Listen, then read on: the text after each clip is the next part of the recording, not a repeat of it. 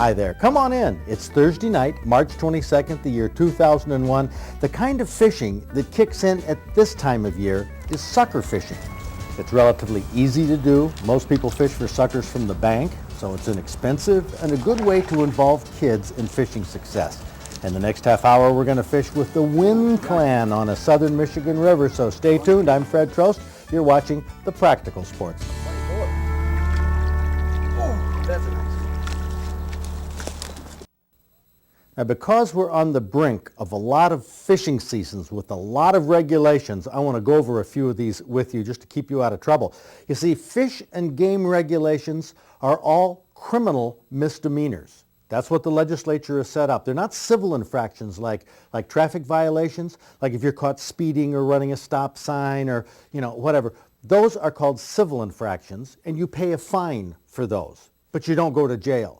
Now, fish and game violations, even though there's a number of very minute ones and small ones, every single one of them is a criminal act. So that if you violate a fishing regulation or a hunting regulation, DNR officer writes you up, that's going on your criminal record. It's a misdemeanor. It will involve probably a fine, court costs, restitution at times for the fish or game that may have been taken. It can involve jail time, and you could also have your fishing or hunting license taken for up to 3 years. And plus, you have a criminal record, which could, just say you get a concealed weapons permit under the new law. If you get a misdemeanor on your record, any kind, that's gone for 3 years. So these fish and game laws, even though some of them seem so minute and many of them are confusing and they're complicated, they have to do with the kind of tackle you use, the places you fish, when you fish, the kind of fish you catch, what you do with the fish after you catch them. If you're fishing on the wrong stream, you have a wrong kind of lure, one that's too big, a net that's the wrong size, you don't have your license on you, on and on and on. Every single one of those is a criminal misdemeanor if you violate them. So it's important that you know now. So make sure you know your muskie from your northern pike. You know that fishing and hunting success primarily is tied in with the weather. I mean, it changes from day to day. Very difficult to predict in Michigan. But one thing we can predict is the types of fish that you can catch at this time of year. Let's go back to our Marbles Trophy Awards data for 1999, the last week in March. To get a Marbles Fishing Award or a DNR Master Angler Award for a white sucker, it has to be at least 20 inches long. Adam Jancheski from Walker is holding one that qualifies. Adam fishes with his uncle, Bill Wynn from Jenison, and his cousins Ryan Wynn and Cindy Heiser. Now, this family goes on a catch and release trophy sucker binge every year at the end of March. Here's the qualifiers that they caught last week in March in 1999. Most are white suckers, the ones with the blunt noses. The suckers with really long noses are called long-nosed suckers or sturgeon suckers. They really look different from the white suckers. And then there's the red horse sucker. It has larger scales than a white sucker. They grow larger, and the fin rays on their tails tend to be pointed instead of rounded. Now, all of these suckers were taken by the Wynn clan on worms from their favorite spot on the Grand River in Kent County, all during the last week in March. Moving over to Allegan County, the Kalamazoo River, Dwayne Redder from Allegan got 3 species of trophy suckers in one day: white sucker, a long-nosed sucker, and a red horse sucker. The weather isn't usually great the last week in March, but Kurt Leffers from Granville got a 23-inch long nose and a 24-inch white sucker. He's dressed for the cold. Still on the Kalamazoo River, Lonnie Pfeiffer from Parma was fishing for steelhead with spawn, and he caught 3 walleye that he had to toss back because they were not in season. Remember, it opens on inland waters of the Lower Peninsula on the last Saturday in April. But look at the size of these walleye: 10 pounds, 11 ounces, 11 pounds, 10 ounces, and 12 pounds, 9 ounces. Lonnie did get an 18-pound steelhead from Swan Creek in Allegan County, though. At this time of year, the brown trout move into the shallows of the Great Lakes to chase the smelt. Now, in Lake Michigan, off Ottawa County, Greg Lockman from Wyoming got a brown that was 20 pounds, 8 ounces. And so did 14-year-old Jim Bergeron from Grand Rapids, 20 pounds, 8 ounces. Now, Greg's was 34 inches long, but young Jim's was 34 and a half. Now, that's how you break the tie on weight. The biggest trophy fish for the last week in March 1999 was caught in the Detroit River, almost 36 pounds on 6-pound test line. Brad Slavin from Ypsilanti is holding a monster fish. I don't know why so many people badmouth carp in that. They're huge. Yep. They're not that easy to catch. If you tell me they are, I'm going to say you're fibbing. Huh? They're pretty tough. They're pretty tough. Well, Brad, you got this from the Detroit River, a 35-pound, 13-ounce carp. Yeah, where I'm from, we call them buglemouth bass. Mm-hmm. So, and Billy's my net man over here, and he was going to try to lip this buglemouth, but all we had was a walleye net to net this thing in, so it was pretty tough. Well, you were fishing in March In March, yeah. for... We were fishing for walleye, and we fished all morning, didn't catch a thing, so I said, I hear the perch are biting. So we went in a little cove, said, let's try our little light action rods. Well, I wondered because I see this hook in its mouth. Looks like a little gold, maybe number 10 or 6. Number 8 mustad hook, and we went back in the cove, said, well, let's try a little perch fishing.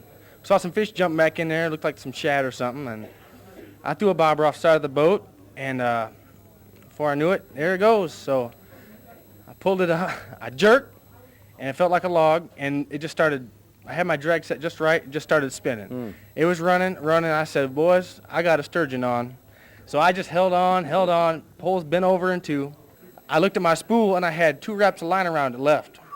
So I thumbed the spool, and I'm holding on with all I had. So I hit the trolling motor. So I'm chasing this fish all over this canal, and we finally got it. Up came this dark shadow, and I said, oh my goodness, here's them yellow lips going at me. And I said, I know what I got. So we finally got it. We finally got it up near the boat, and Billy, all we had was that walleye net. Billy goes to grab it. He said, I can't get it from the head because if I hit that 6-pound test, it's gonna snap. That's all I had on. So I jumped on my hands and knees, grabbed the front end of the net. Billy's lifting the other end, and we finally got it in the boat, and I relaxed in my seat, and it was finally all over. Relaxed is an understatement. Well, how long did that take, all that? Believe it or not, seeing that we had to chase it with the trolling motor, it only took about 10 minutes. Whoa, a lot of action in 10 minutes. You know, guys out fishing for perch, people are taking back 7, 8-inch perch, and then they'll get a carp on and say, oh, bummer. I mean, what action? It's with 6-pound test and the ultralight reel that my brother let me borrow. It's a blast. That's some fishing skill. It's fishing. To do what you did. No doubt about it. Now, what inspired you to have this mounted? Well, this is a fish of a lifetime. I'll never catch a fish this big, probably ever in my life. And to do it on 6-pound test showed a lot of skill and a lot of team effort. And that's what fishing's all about, memories, and that's why I got it mounted. Very good. Tuck that under that arm. Tuck that fish under that arm. There he is, the victor, giving the carp the respect it deserves. Congratulations, Brad Slavin from Ypsilanti. Good work, Billy.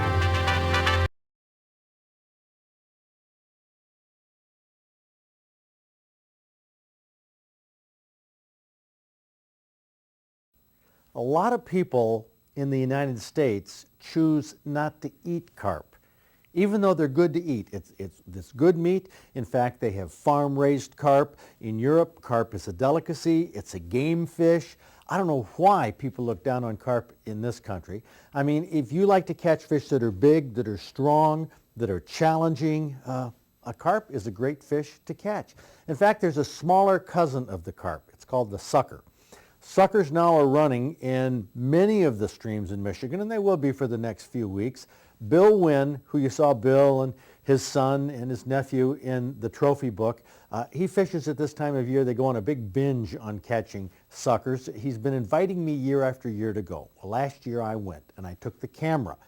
Now, he told me that this was an awful lot of fun, and see if you don't agree.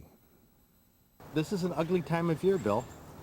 Yeah, the snow is gone, and it's the ugly time of year. Everything's brown. Sucker fishing is great this time of year. It's like when spring starts, okay? As soon as the snow is gone and you get your nice 50 or 60 degree days, the fish are in a river. They'll stay there for like 3-4 weeks, and that's it. So who do we have here? This is Adam Jancheski. Adam. Nice to meet you. Got to do left-handed because I'm holding the camera with the right hand. We got here a little early this morning, so we've got something we'd like to show you. Oh, yeah? Why don't you show them, Adam? Well, I can smell it on my hand. Oh, yeah. Holy cow. Oh, a big red. Look at the Yeah. size of that red Just got horse. him when you guys were gone. Look at the size of that red horse. The big white, too. They almost look like trout laying there. First fish of the year.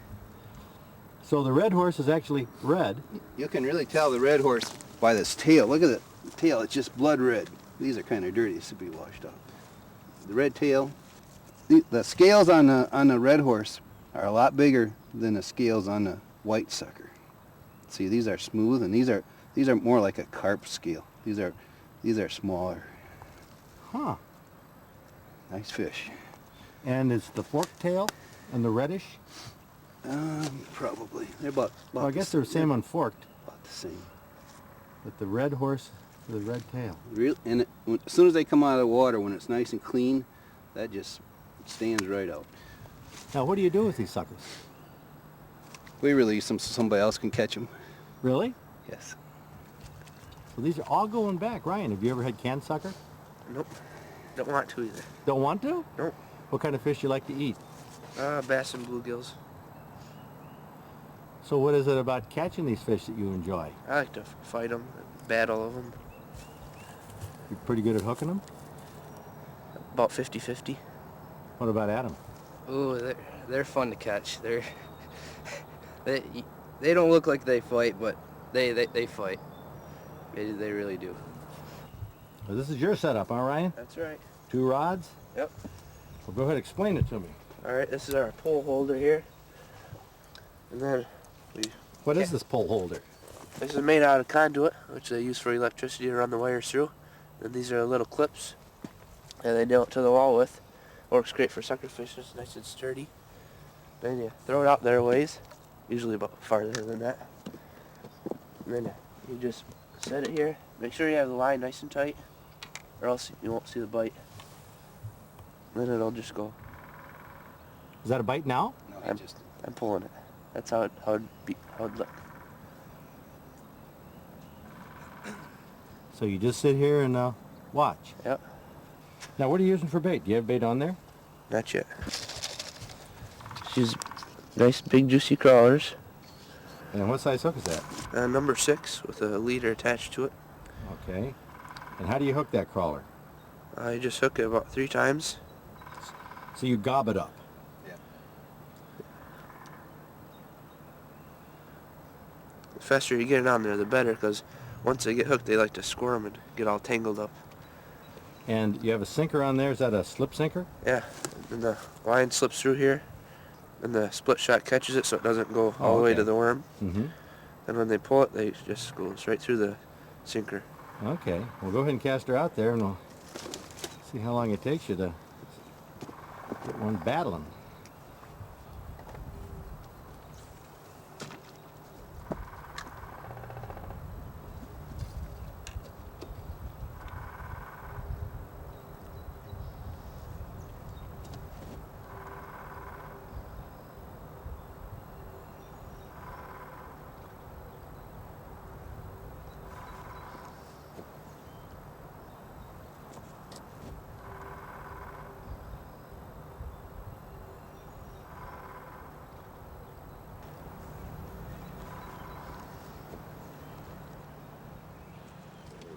Got him? Oh yeah. It's like a pretty good one, huh? Yep.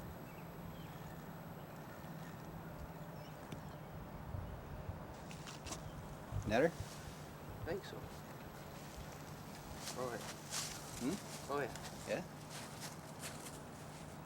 Well, Ryan, as you're catching that fish, you know what I'm doing. Sitting in the rocking chair. You can tell they're big when they just sit on the bottom like this.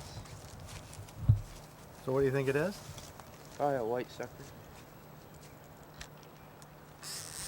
Whoa.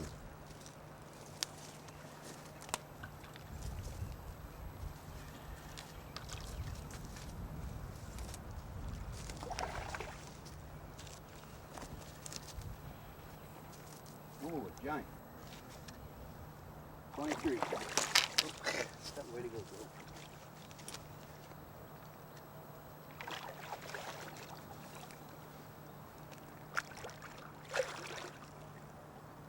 24.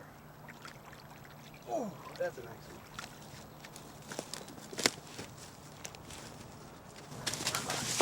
one. Whoa, that's a fat one.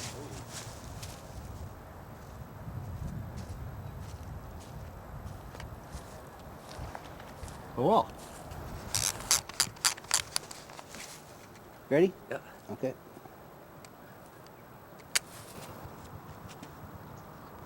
All right, Fred, your turn. Come My on. turn? There you go, Ryan. Just, it's on and it's going, just point it. What a fun way to spend a warm day, hopefully, towards the end of March. You know, we ate burgers for shore lunch. People normally don't fillet out suckers and cook them that way. They'll can them and they'll smoke them. Another way you can cook fish like that is in fish patties. In fact, you can cook almost any kind of fish in a fish patty. If you don't know how to make fish patties, listen up.